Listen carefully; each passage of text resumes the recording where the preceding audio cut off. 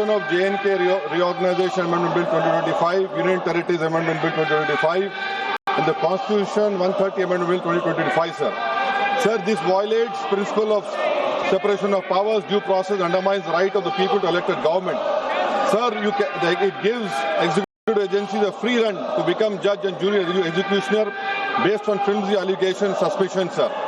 Sir, only when an offence is proved beyond reasonable doubt, then only you can leave the post and the membership. But here a mere accusation, allegation, the punishment of losing one ministerial post will follow.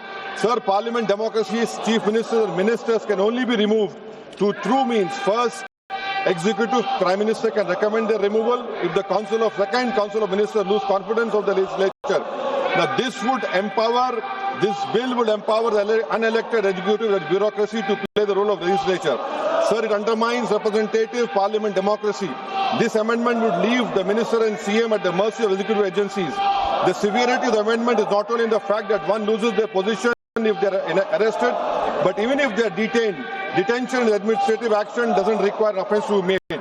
Sir, the chief minister will not be able to accountable people. I want to know from the Honourable Home Minister, as he read Article 74(1), which says that the Council of Ministers headed by the Prime Minister to aid and advise the President, who shall, in exercise of his function, act in accordance with such advice.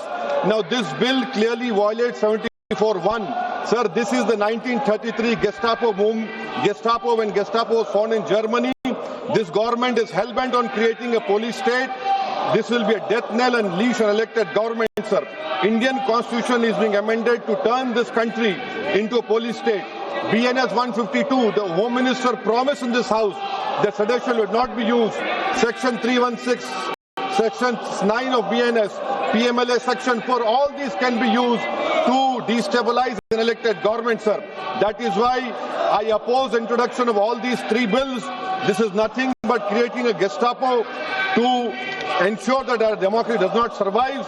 And may I tell the Honourable Home Minister, despite his promise on BNS 152 has been used against the senior journalist Siddharth Vardhan Assam also. That is why I oppose this introduction of three bills, sir. Thank you.